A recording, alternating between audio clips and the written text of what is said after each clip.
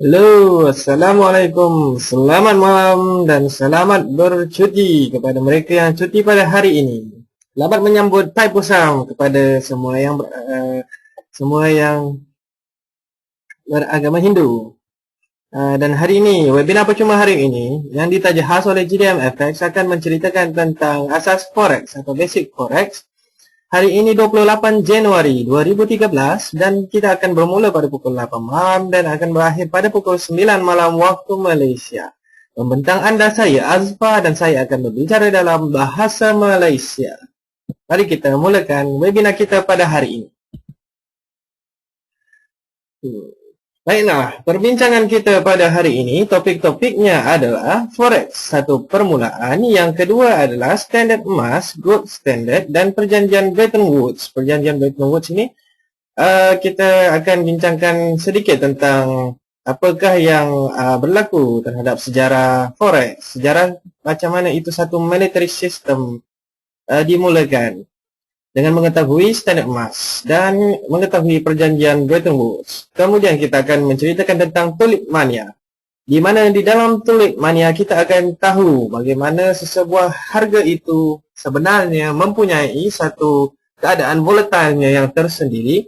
Dan ia mungkin akan terus meningkat dan kemudian akan turun semula ke harga asal yang telah ia dihargakan. Kemudian yang keempat kita akan ceritakan tentang cara memasuki pasaran Forex. Ya, di situ kita boleh belajar bagaimana terdapat banyak cara bagaimana kita hendak membuka satu entry di dalam pasaran.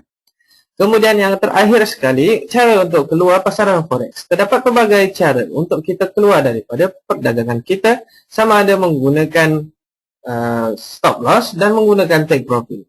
Itu kita akan bincangkan bagaimana di hujung perbincangan ini. Saya mungkin akan memberikan anda sedikit contoh bagaimana untuk memasuki pasaran Forex dan bagaimanakah untuk keluar daripada pasaran Forex yang anda masuki.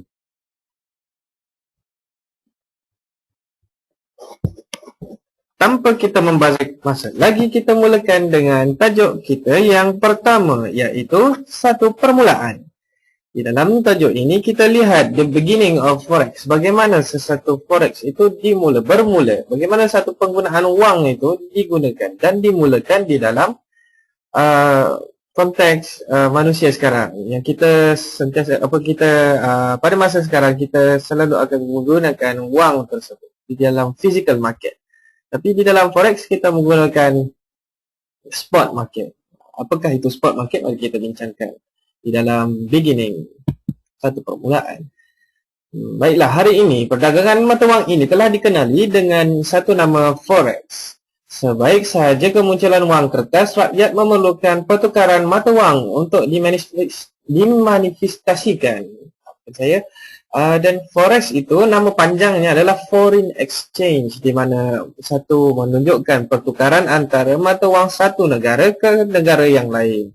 Dan di sini sekiranya kita pergi berniaga ataupun pergi melancong di negara lain, kita tidak boleh menggunakan wang negara kita. Kita perlu menukar wang tersebut di money changer untuk menggunakan mata wang di negara yang kita lawati.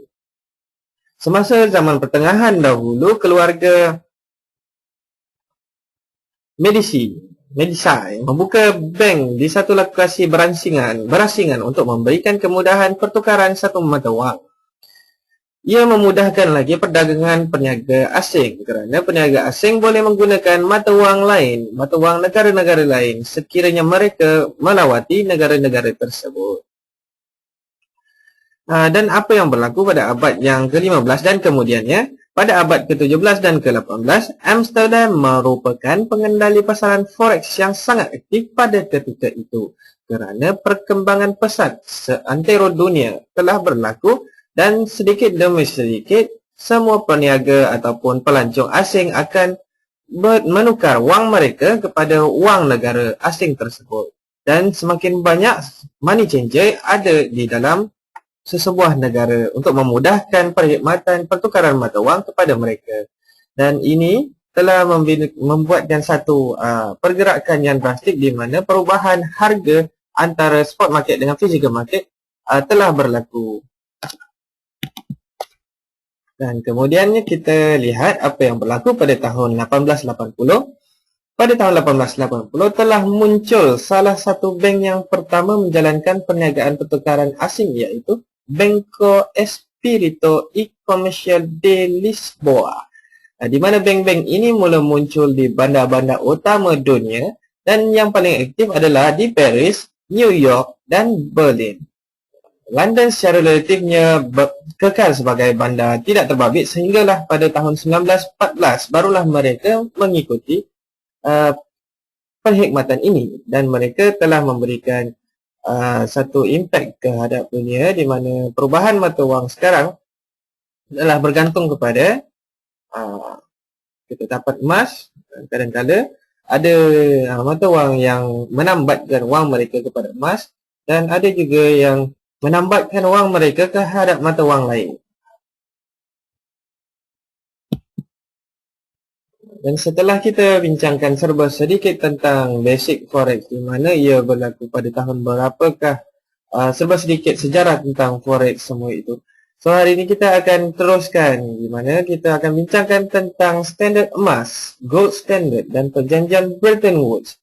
Di mana dua perjanjian ini, dua keadaan ini, dua situasi dan dua kes ini telah menyebabkan perubahan drastik terhadap mata wang, di mana satu pada dahulunya mata wang telah ditambat oleh emas.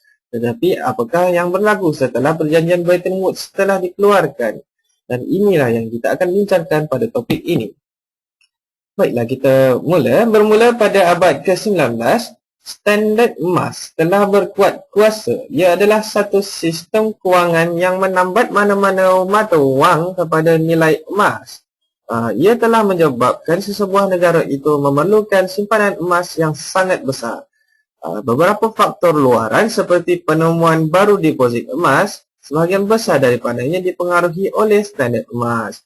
Dan masa itu, sekiranya kita mempunyai sehelai kertas yang mempunyai cap sebagai currency, satu mata wang itu akan memberikan kita peluang untuk bertukar kertas tersebut, wang kertas tersebut kepada emas di mana-mana bank yang berdaftar di setiap negara-negara yang menjadi ahli. So di sini kita telah mempelajari pada abad 19 bermulanya satu standard emas, ia telah berkuat kuasa, dan kemudian menghampiri kepada Perang Dunia Pertama, ketidakstabilan dan kegawatan telah mempengaruhi pengurangan emas untuk menambat kepada mata wang itu sendiri. Kerana apa? Kerana mata wang telah dicetak berlebihan daripada apa reserve emas yang mereka ada.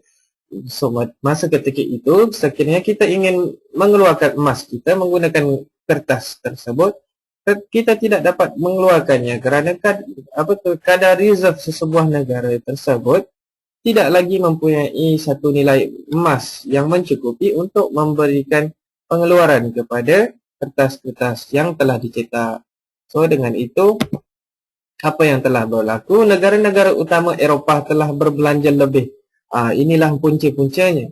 Negara-negara utama Eropah telah berbelanja lebih kepada projek-projek ketenteraan, dan akhirnya lebih banyak wang telah dicetak. Kerana apa? Kerana soldier-soldier, askar-askar tersebut telah diberi gaji yang sangat lumayan. Dan dengan itu mereka mencetak lebih daripada nilai reserve emas yang mereka ada. Ini telah memberi satu kegawatan ekonomi di dalam benua Eropah. Okey, setelah satu perjanjian Bretton Woods ini akan kekurangan emas untuk menyokong mata wang dunia, sehingga ia akhirnya membawa pada pemansuhan standard emas. Standard emas telah dimansuhkan dan satu perjanjian ditandatangani pada bulan Julai 1944. Dan di gambar ini kita boleh lihat satu tugu peringatan kepada Bretton Woods Monetary Conference, di mana ia dihadiri oleh wakil-wakil seluruh benua Eropah pada ketika itu. Ciri-ciri utama. Mari kita bincangkan tentang ciri-ciri utama Bretton Woods. Apakah yang ada di dalam sistem Bretton Woods? dalam perjanjian tersebut. Ia mewajibkan setiap negara-negara yang mengambil bahagian untuk menyertakan kadar pertukaran mata wang mereka dengan menambah wang mereka kepada dolar Amerika Syarikat. Ia bermakna dolar Amerika Syarikat menjadi satu rujukan kepada segala mata wang yang ada di seluruh dunia. Semua akan ditambat kepada USD. So, dengan itu memperlihatkan di mana Amerika Syarikat telah mempunyai kuasa mutlak terhadap semua pertukaran mata wang. Iaitu dengan kata lain, Amerika Syarikat telah menguasai dunia mata wang pada ketika itu. Dan pada ketika itu, pada masa itu, dolar Amerika Syarikat adalah mata wang yang paling berkuasa. Hanya satu-satunya yang ditambat dengan emas. Perjanjian Bretton Woods telah menubuhkan satu tabung kewangan antarabangsa. Di antara dalam perjanjian tersebut, dia telah menubuhkan satu tabung kewangan antarabangsa, iaitu International Monetary Fund (IMF), dan juga ia telah menubuhkan bank antarabangsa International Bank. Ia bertujuan sebagai pemulihan dan pembangunan terhadap satu bentuk sistem mata wang. Seperti yang anda lihat, International Monetary Fund sehingga kini masih ada dan World Bank pun masih ada sehinggalah kini. Ini di dalam gambar ini kita melihatkan satu announcement yang telah dilakukan oleh Richard Nixon yang mengumumkan pengakhiran Bretton Woods. Sistem kewangan Bretton Woods ini telah berakhir pada 15 Ogos 1971 di mana dolar Amerika Syarikat tidak lagi ditambah dengan emas. Sebab utama kegagalan ini berlaku kerana hanya bahawa mata wang dolar Amerika Syarikat sahaja yang ditambah dengan emas. Maka dengan itu, negara-negara dalam benua Eropah yang lain tidak berpuas hati dengan keadaan ini kerana hanya dolar Amerika sahaja yang ditambah. Tetapi mata wang mereka tidak ditambah.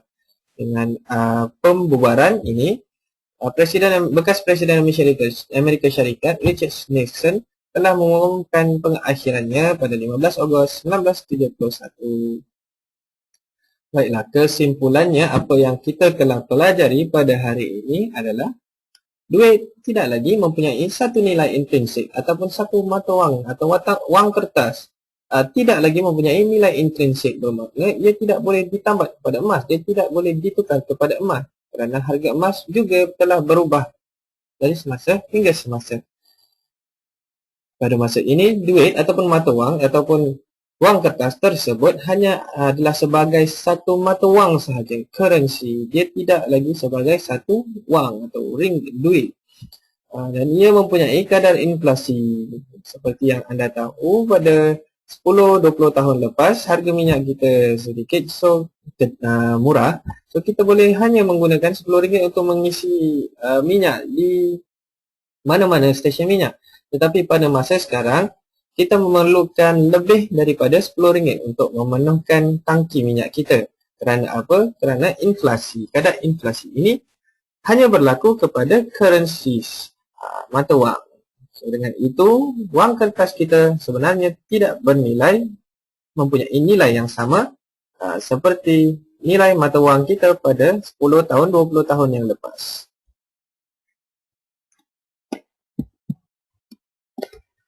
Setelah kita bincangkan dua situasi penting yang telah berlaku di dalam pasaran forex, yuk kita bincangkan satu lagi tajuk yang dinamakan tulip mania.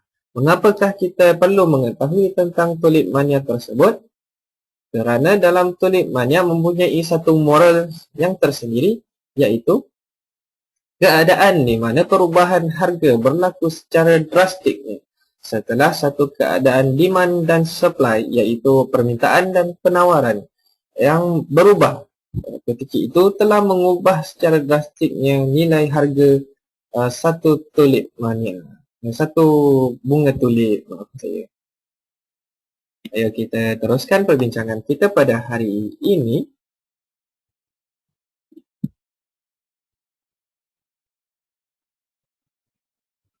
Pada tahun 1630, satu letusan spekulasi terbesar, Greatest Speculative Bubbles, dalam sejarah ekonomi berlaku,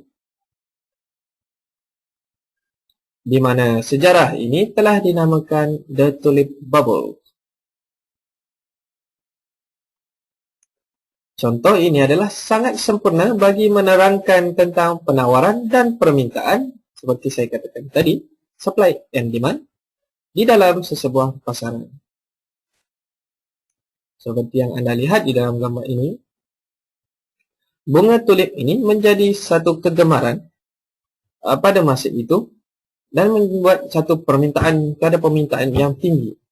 Kerana hanya bunga ini yang mempunyai warna yang garang, yang cerah, dan yang bertenaga.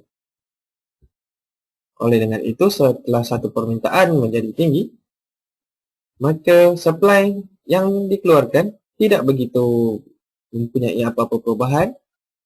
Maka dengan itu, ada harga yang dikenakan kepada satu kelopak bunga ini adalah sangat mahal. Mari kita lihat sejarah bunga tulip ini. Sekitar tahun 1554, setelah letusan spekulasi tulip tersebar di Vienna, ia terus tersebar dari Empire Ottomania dan tidak lama kemudian sehingga ke Amsterdam. Popularitinya mula berkembang kerana tiada jenis bunga lain yang memamerkan warna yang cerah dan bertenaga seperti bunga ini. Bunga ini mampu menahan keadaan ekonomi Belanda, Netherlands, yang tengah gawat pada saat itu. Dengan adanya bunga ini, ia telah menjadi satu simbol status kemewahan orang Belanda pada ketika itu, kerana mereka mengeluarkan bunga ini dan menjual pada harga yang tinggi.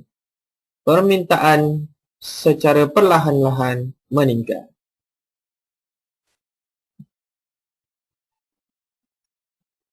Setelah keadaan itu berlaku, sifat yang paling digemari ke atas bunga ini telah terjejas oleh satu virus bunga. Bunga tulip yang kelopaknya berwarna dengan warna yang berbeza dan sangat jarang ditemui akan menjadi satu benda yang sangat menjadi tumpuan dan impian. Mereka ingin membeli bunga-bunga yang berlainan warna dan jarang ditemui di pasaran. Oleh sebab itu, bekalan untuk setiap warna tersebut adalah terhad dan mengurangkan pengeluarannya dalam pasaran. Ini bermakna supply yang dikeluarkan adalah lebih rendah daripada demand. Demand menjadi semakin meningkat dan harga akan turut meningkat. Pada tahap kemuncaknya, kos kerugian bagi satu kelopak tunggal yang terjejas dan yang dirosakkan oleh virus itu bersamaan dengan kos pembayaran 10 kali ganda gaji tahunan seorang pakar tukang kayu. Ini memperlihatkan di mana tulip mania telah berakhir secara tiba-tiba pada Februari 1637. Apabila pada hari lelongan bunga ini tidak ada pembeli yang muncul lagi.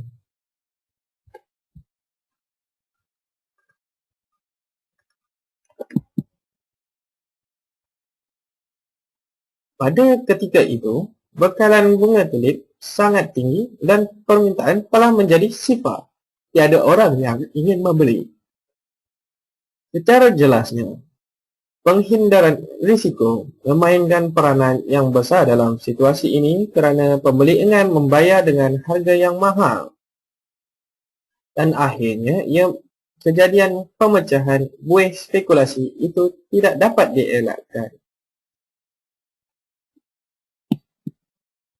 Mari kita lihat contoh seperti rajah ini, di mana kita lihat Tulips Price Index pada tahun 1636 hingga 1636 hingga 1637, di mana harga tersebut telah meningkat bermula pada November 12, November 25, Disember 1, Disember 12, Februari 3 dan akhirnya meletus virus-virus bunga tersebut telah tersebar dan di mana tiada lagi permintaan terhadap bunga tersebut sehinggalah Februari 5, Februari 9 dan Mei 1 keadaan harga telah menjadi keadaan asal, harga asal.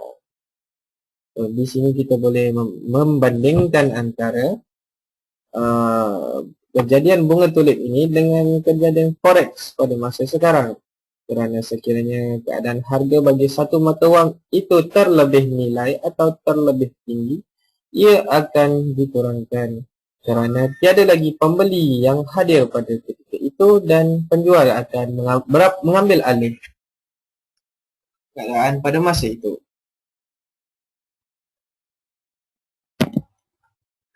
Kitaran ini juga boleh dilihat dalam pasaran forex seperti yang kita lihat dalam gambar ini. Kenaikan dan penurunan harga permintaan untuk mata wang yang berkurangan dan sebagai akibatnya secara langsung harga mula jatuh. Peristiwa tulip mania harus diperingati dan sentiasa ingat bahawa satu yang terlebih nilai seperti saya katakan tadi akan kembali ke nilai sebenarnya.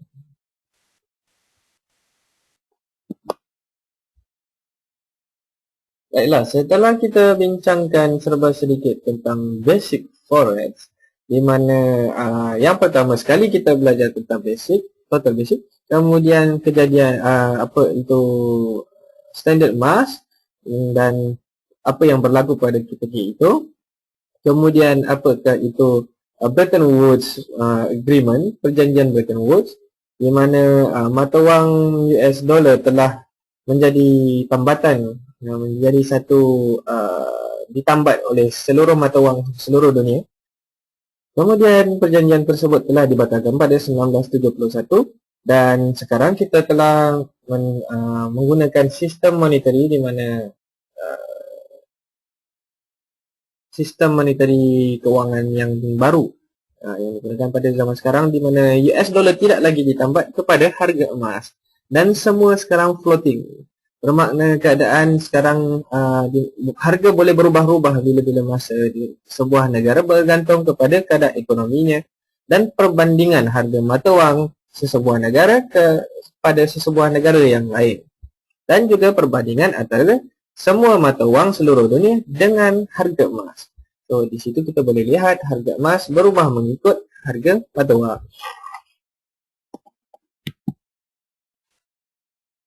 Seterusnya kita akan bincangkan tentang cara-cara untuk memasuki pasaran forex.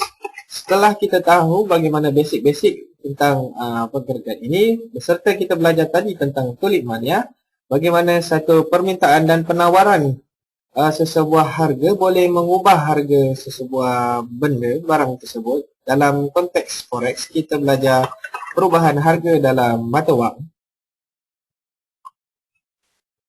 Seterusnya kita akan mempelajari bagaimana cara-cara untuk memasuki pasaran forex.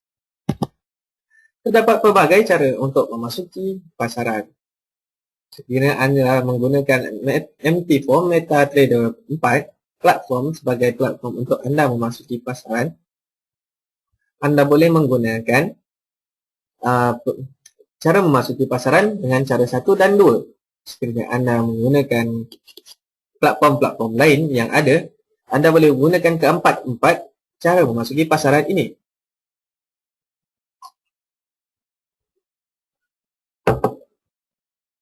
Di antara keempat-empat cara ini, cara yang paling digemari dan menjadi cara utama untuk memasuki pasaran forex adalah dengan membuka pesanan pasaran market order dengan kadar segera, iaitu dengan keadaan instant execution.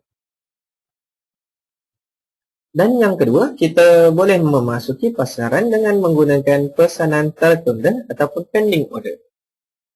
Di mana di dalam satu pending order, kita mempunyai 4 pilihan pending order untuk memasuki pasaran, iaitu belian stop, jualan stop, limit belian, dan juga limit jualan. Segala pesanan-pesanan ini kebiasaannya digunakan sekiranya kita tidak mendapat satu kepastian untuk memasuki pasaran dengan kadar segera. dan ia memberi sedikit kelonggaran kepada pedagang-pedagang untuk membuka pesanan pada kadar atau masa yang mereka sendiri boleh tetapkan. Kemudian ada lagi dua pesanan saya yang jarang digunakan oleh trader forex, tetapi selalu digunakan oleh stock market dalam satu pelaburan stok, iaitu pesanan satu pembatalan lain, one cancels other, ataupun nama pendeknya OCO. Pesanan baik sehingga dibatalkan, iaitu good till cancel, ataupun pendeknya GTC. Mari kita bincang tentang keempat-empat cara memasuki pasaran, tetapi yang keempat kita takkan bincangkan kerana ia hanya untuk memasuki pasaran untuk stock market sahaja. So, di sini kita akan bincangkan 1, 2, 3 cara bagaimana untuk memasuki pasaran. Cara utama untuk memasuki pasaran adalah dengan membuka pesanan secara segera. Pesanan pasaran market order ini dengan kadar segera bermakna kita memasuki perdagangan pada harga pasaran atau harga semasa. Kita hanya perlu menekan butang buy atau sell pada platform MT4 anda. Seperti dalam gambar ini, kita boleh lihat market execution, sell by market, buy by market. Ada dua button di sini berwarna merah dan berwarna biru. Kita boleh pilih sama ada untuk membuat belian pada harga tersebut atau membuat jualan pada harga tersebut. Perbezaan antara harga belian dan jualan boleh kelihatan di sini, dan perbezaan ini adalah merupakan kadar spreads ataupun charge spread yang dikenakan oleh broker sebagai perkhidmatan anda untuk mengakses pasaran. Baiklah, seterusnya kita akan bincangkan tentang cara memasuki pasaran yang kedua, iaitu pesanan tertunda ataupun dikenali sebagai pending order.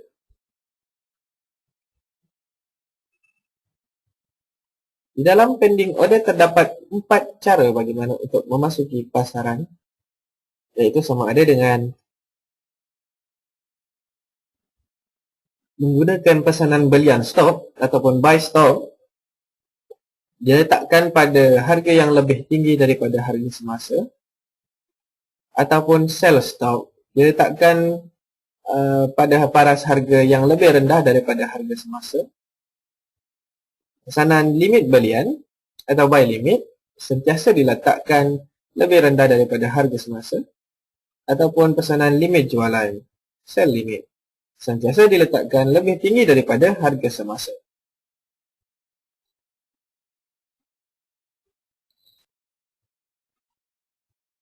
Jika sesebuah harga pasaran tersebut tidak mencapai paras harga pesanan yang telah ditetapkan, ia tidak akan mencetus dan pembukaan posisi dalam pasaran tidak akan dibuka.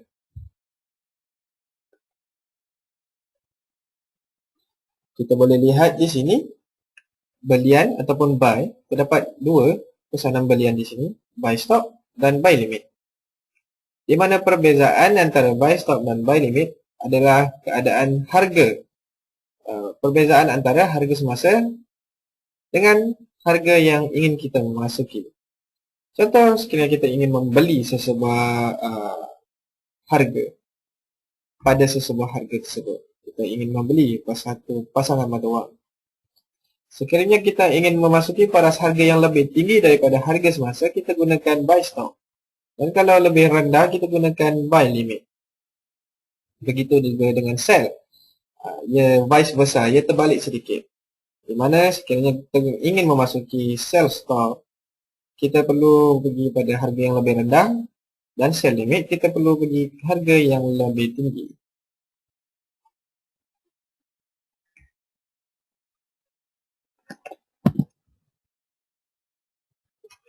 Baiklah, seterusnya kita pergi ke pesanan yang ketiga. Bagaimana kita boleh memasuki pasaran? Cara untuk memasuki pasaran. iaitu dengan cara pesanan satu pembatalan lain. One cancels other, OCO. Jika salah satu pesanan tercetus, satu lagi akan terbatal secara automatik. Bagaimana untuk memahami cara ia berfungsi? Kita boleh lihat di bawah ini satu contoh. Kita akan memulakan pelaburan dari satu pemecahan ataupun breakout sebagai contoh. Harga daripada satu jarak tertentu. Kita akan letakkan satu pesanan belian, buy stop, dan pesanan OCO di tahap harga yang tinggi, dan satu posisi OCO jualan stop, sell stop, di bawah paras harga yang semasa tersebut. Bermakna kita akan membuka buy pada bahagian atas dan sell di bahagian bawah, tapi bukan secara instant. Kita letakkan pending order di atas dan di bawah. Tetapi apa yang dipraktikkan di dalam OCO ini, sekiranya harga memecah ke bawah, posisi jualan akan tercetus dan belian akan terbatal secara automatik. Bermakna tidak ada lagi pending order belian tersebut yang akan tinggal di dalam pasaran ataupun dalam akaun anda, terminal akaun anda. Ia sangat berguna sekiranya kita tidak sempat berada di depan komputer apabila berlaku satu pergerakan pasaran yang sangat drastik. Ini adalah salah satu cara memasuki pasaran dalam keadaan yang lebih selamat. Sekiranya keadaan market adalah range market, sekiranya kita buka buy dan sell pada masa yang serentak, ia mungkin akan mengelirukan kita untuk membuat keputusan seterusnya kepada pasaran dan perdagangan kita.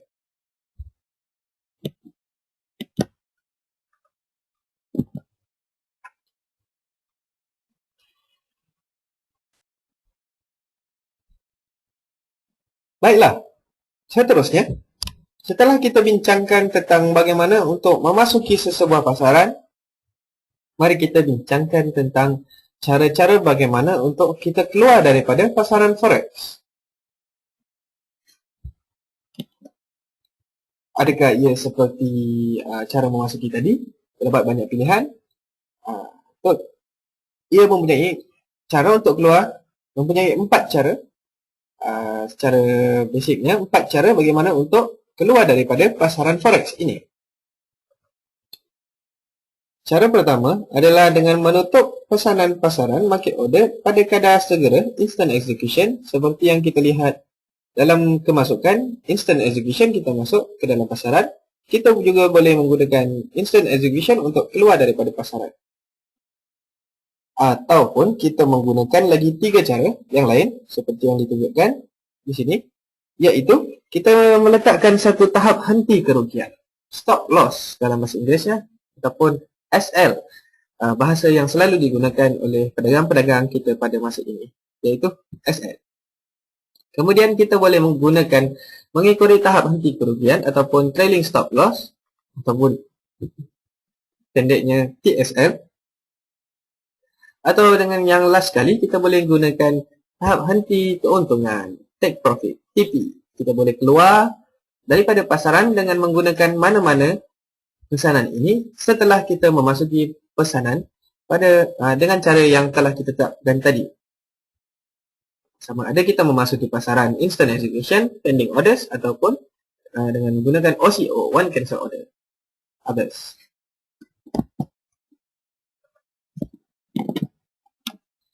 Baiklah, kita terus bincangkan bagaimana cara pertama untuk keluar daripada pasaran. Setelah kita memasuki pasaran pada harga-harga tertentu, dengan cara mana-mana sekalipun, pending orders ke, dengan menggunakan instant execution ke, ataupun OCO, one cancel others ke, kita boleh pilih cara-cara untuk keluar daripada pasaran, sama ada menggunakan instant execution seperti ini. Ini adalah cara yang paling asas untuk keluar dari pasaran. Dengan kita tutup terus, kita masuk platform kita terus double klik kepada open order yang kita telah buka pada awalnya. Kemudian kita tekan saja butang berwarna kuning di atas, kita tekan saja butang close tersebut untuk pesanan yang terbuka yang ada pada screen platform akan ditutup dengan instant di dalam satu tertingkap kawalan window yang kita buka pada ketika itu. Ini lebih mudah untuk kita keluar daripada pasaran sekiranya kita menggunakan instant execution ini. Tetapi ia mungkin menjadi satu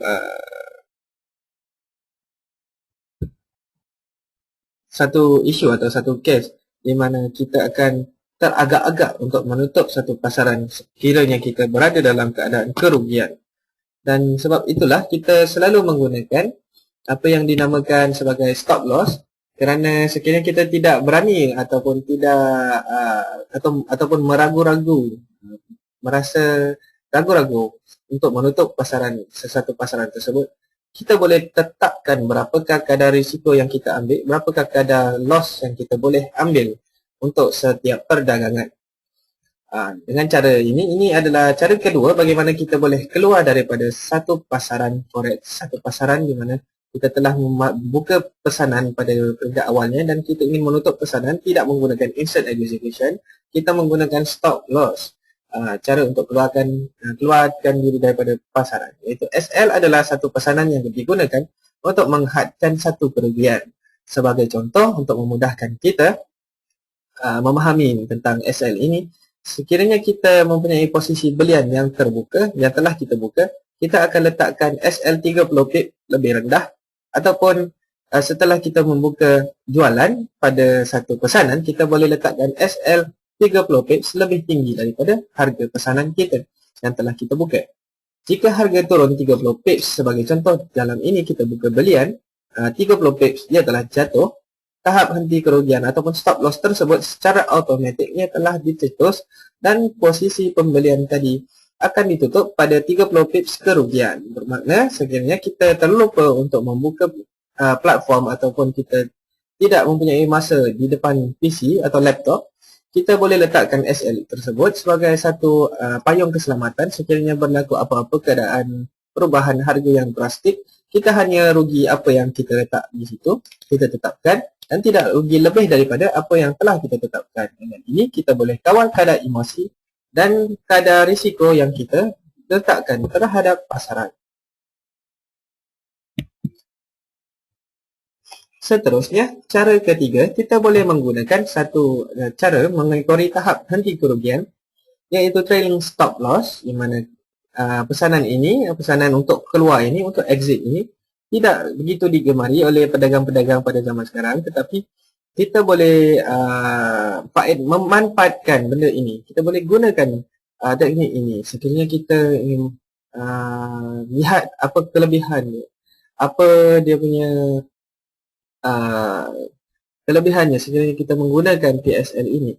Perbezaannya antara trailing stop loss dan stop loss adalah TSL ini bergerak di sebalik harga, mengekorinya dengan jumlah yang kita telah tetapkan dan mengunci keuntungan sekiranya pergerakan harga menjumlahi kita. Sekiranya harga beralih secara bertentangan dan mencetus TSL, trailing stop loss tersebut, perdagangan akan ditutup dan keadaan keuntungan. Ia juga membantu kita untuk mengawal kadar risiko dan mengecilkan kadar risiko kita sekiranya kita memasuki pesanan. Di sini saya akan berikan satu contoh kepada anda bagaimana trailing stop loss ini berfungsi. Sebagai contoh di sini, apa yang kita lihat? Contoh, harga semasa adalah 1,2000. So, kita akan membuka satu perdagangan belian dan menetapkan trailing stop loss sebanyak 20 pips di bawah tahap belian tersebut. Sekiranya harga bergerak meningkat sehingga 1,2020, trailing stop loss dicetuskan secara otomatik dan TSL iaitu adalah pada harga 1,200, di mana ia akan bergerak secara otomatik tanpa kita perlu melihat kepada perlu mengubah stop loss kita yang telah kita tetapkan di sini. Apabila harga sambung meningkat ke 1,2050, trailing stop loss akan berpindah secara otomatik mengikut harga yang sentiasa 20 pips di belakangnya.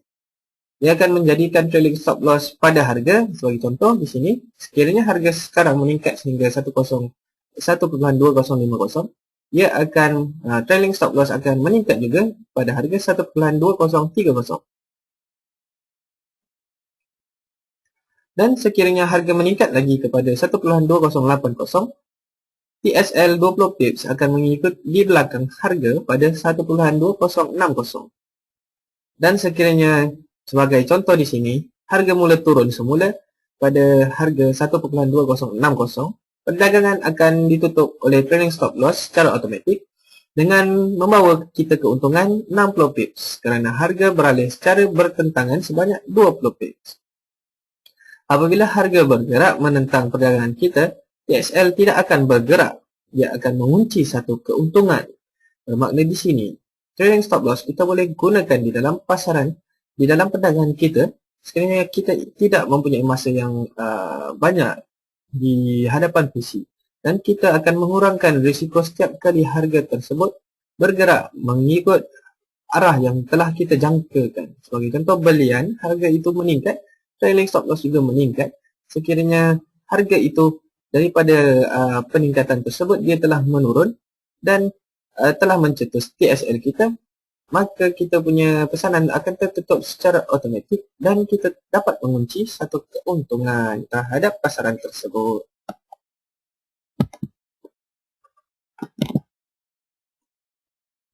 Baiklah, cara yang terakhir yang kita boleh gunakan untuk keluar daripada satu pasaran forex iaitu dengan menggunakan tahap henti keuntungan ataupun take profit, TP.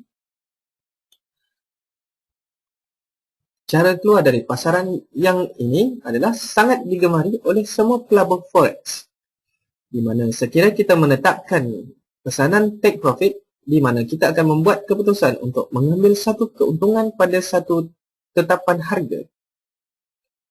Penutupan perdagangan pada satu tahap harga yang kita sendiri telah tetapkan akan tercetus sekiranya harga tersebut bergerak mengikut jangkaan apa yang kita jangka. Anda boleh tetapkan paras TP selepas anda memasuki pasaran ataupun selepas anda membuka satu perdagangan entry.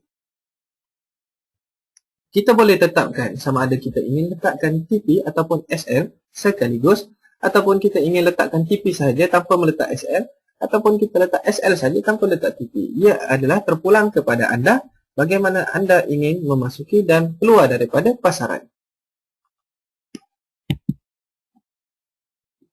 Baiklah, terima kasih atas perhatian dan kerjasama anda pada hari ini. Kita telah bincangkan tentang basic forex, apakah itu sejarah-sejarah forex, bagaimana ia bermula, apakah itu standard emas, dan apakah itu perjanjian Bretton Woods, apa yang berlaku pada ketika itu, dan bagaimana US dollar telah ditambat oleh emas dan kemudian telah dibubarkan. Dan sekarang semua keadaan mata wang telah floating antara satu sama lain, dan tiada lagi tambatan emas tidak lagi ditambat oleh mana-mana mata wang, dan sekarang pergerakan mata wang dan emas adalah volatile, bergantung kepada harga masing-masing. Dan ini telah menyebabkan kita untuk mempelajari apakah itu tulip mania. Kerana dalam tulip mania boleh menggambarkan tentang satu keadaan di mana sesebuah harga sekiranya terlebih nilai, maka ia akan kembali ke harga asalnya.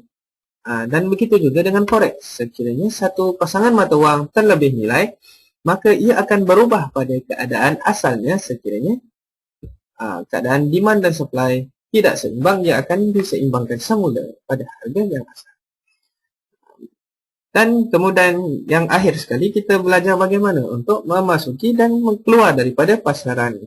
Di dalam platform MT4 kita boleh gunakan macam-macam cara untuk memasuki pasaran dan keluar pasaran, sama ada menggunakan instant execution ataupun pending orders. Begitu juga dengan menutup satu pesanan, sama ada menggunakan instant execution ataupun stop loss, take profit dengan trailing stop loss. Okay, dengan itu pada hari ini sekian, terima kasih. Terima kasih atas kerjasama anda. Selamat bercuti kepada anda semua. Semoga seminar pada hari ini akan membantu newbie-newbie kita di dalam pasaran forex ini. Dan saya daripada GDM FX sekali lagi mengucapkan terima kasih atas perhatian dan kerjasama anda. Semoga kita bertemu lagi di masa akan datang pada webinar hari esok tentang technical analysis. Selamat malam. Assalamualaikum. Selamat bercuti dan selamat beristirahat. Sekian, terima kasih.